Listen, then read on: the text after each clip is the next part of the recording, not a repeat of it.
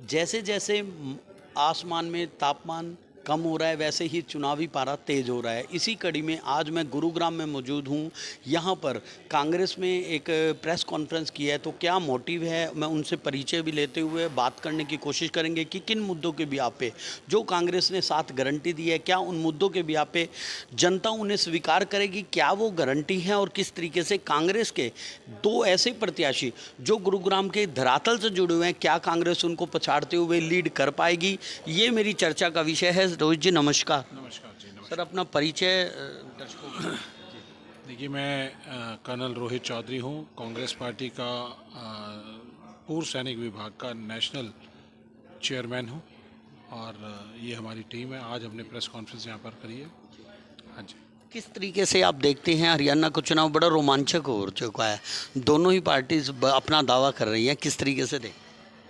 देखिए, चुनाव तो हमेशा चुनौतीपूर्ण रहते हैं और रोमांचक होते हैं, लेकिन इस बार हरियाणा की जनता ने पूरी तरह से मन बना रखा है बदलाव का, क्योंकि बीजेपी के 10 साल के कुशासन और जिस तरह से उन्होंने हर वर्ग के साथ खिलवाड़ करने का काम किया है, चाहे वो जवान हो, चाहे वो किसान हो, चाहे वो पहलवान हो, हमारे कमेरे वर्ग हैं, हमारे श्रमिक हैं, हमारे जो सर्विस करने वाले लोग हैं, महिलाएं हैं, सब वर्गों का, दलितों का, पिछड़ों का, अगड़ों का, सबका उन्होंने तिरस्कार किया है।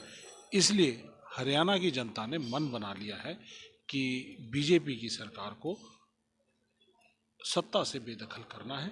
और कांग्रेस पार्टी की आंधी चल रही है, राहुल गांधी जी की आंधी चल रही है। भारत जोड़ो यात्रा, भारत जोड़ो न्याय यात्रा, उसका जो पूरे देश में असर हुआ, हरियाणा में भी जो असर हुआ, जो आपने लोकसभा के चुनाव में देखा, तो ये आंधी जो बह रही है, इस आंधी में बीजेपी की सरकार गिरकर चकनाचूर होगी और कांग्रेस पार्टी की सरकार आएगी। अभी मैं बात करूं, एक मुद्दा कराए कुमारी शैलजा के लेके एक ही कयास लगाए जा रहे हैं कि भाजपा उसको अपने अंदर सीएम पद का ऑफर दे रही है। और आज मुख्यमंत्री मनोहर लाल खट्टर ने भी एक जन्मदिन की उनको विश भी दी, जबकि अगर मैं बात करूं भूपेंद्र सिंह हुड्डा के कोई भी सोशल अकाउंट से उनको जन्मदिन की विश नहीं किया। इसका सीधा सीधा मतलब क्या उनके संपर्क में है या उनको किस तरीके का, हालांकि जन्मदिन विश कोई किसी को भी दे सकता है, परंतु उसके राजनीतिक मायने कुछ निकलते हैं।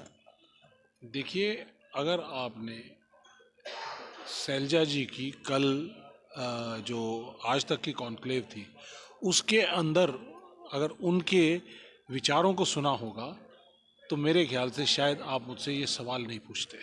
समय तो आज का ही बात, आज के उसके वे कहीं ना कहीं कुछ अंदर का गालमेल भी हो देखिए, सकता है। उन्होंने कितनी स्पष्टता से, कितनी जाबाजी से, कितनी क्लैरिटी से ये कहा कि मैं, मेरा परिवार, मेरे पिताजी, हम सब लोग कांग्रेसी थे, हैं और रहेंगे।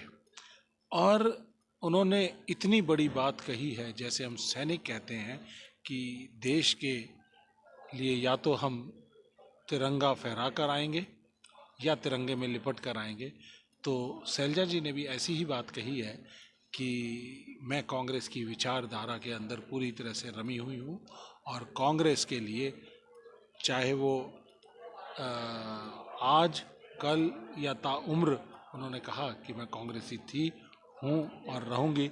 और कांग्रेसी तिरंगे के अंदर वो कहते हैं कि मैं जब तक जिंदा हूँ कांग्रेसी तिरंगे के नीचे काम कर रही हूँ, और जब मैं जाऊंगी तो कांग्रेसी तिरंगे के साथ जाऊंगी। एक क्वेश्चन और है कि यहाँ पर जो भी कार्य करता है वो यहाँ पर जब भी किसी बात करता है, लीडरशिप की बात करता है, तो भूपेंद्र सिंह हुड्डा को यहाँ पर अपना लीडरशिप तैयार करता है। क्या कार्यकर्ताओं ने मन बना लिया गया है कि भूपेंद्र सिंह हुड्डा ही अगले मुख्यमंत्री होंगे, या आला कमान से कुछ हरी झंडी इशारों में दे दी गई है, ऐसा क्या है, और इससे राजनीतिक लाभ लेने के लिए ऐसा तो नहीं है।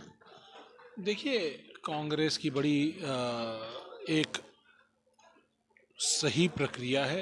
एक प्रक्रिया के तहत उनका लीडरशिप का चुनाव होता है, और जिसके बारे में हुड्डा साहब ने कल भी बताया, जिसके बारे में खड़गे जी ने भी पहले बताया, कि कांग्रेस के जो विधायक चुनकर आते हैं, वो विधायक दल के नेता अपनी बात आला कमान को बताते हैं और उसके बेसिस पे आला कमान फैसला करता है।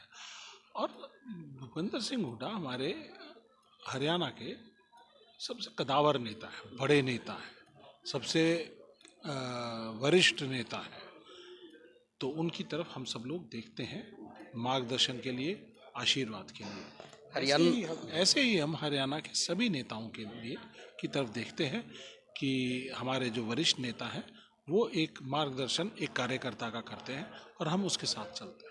सीएम सिटी करनाल से अब कर लाडवा के ऊपर क्यास लगा रहा है, नैब सिंह सैनी वहाँ से लड़ रहे हैं, क्या देखते हैं वो सेफ सीट के बारे में, वहाँ पर किस तरीके से देखते हैं, क्या बीजेपी वहाँ पर इस जो हथकंडा सैनी समुदाय का उससे पार लग पाएगी या नहीं?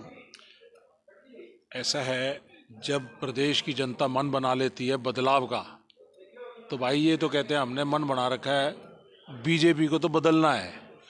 अब चाहे ए को ले आओ, बी को ले आओ, सैनी साहब को ले आओ, किसी और को ले आओ, ये तो जनता की आंधी के अंदर सारे के सारे बहेंगे। तो आपने सुना किस तरीके से बड़ी डिटेल में हमें खंजा रोज जी ने बताया। अब ये तो 8 तारीख को ही बताएगी कि किस तरीके से फैसला किसके पक्ष में जाएगा या कौन सी सरकार बनती है। तो मैं एक बार फिर अपने आपको शुभकामनाएं देते हुए अपने वाणी को विराम देता हूँ। धन्यवाद। आपके बारे में इस बारे में क्या सोच है कमेंट बॉक्स में ज़रूर बताएं। धन्यवाद। जय हिंद, जय भारत।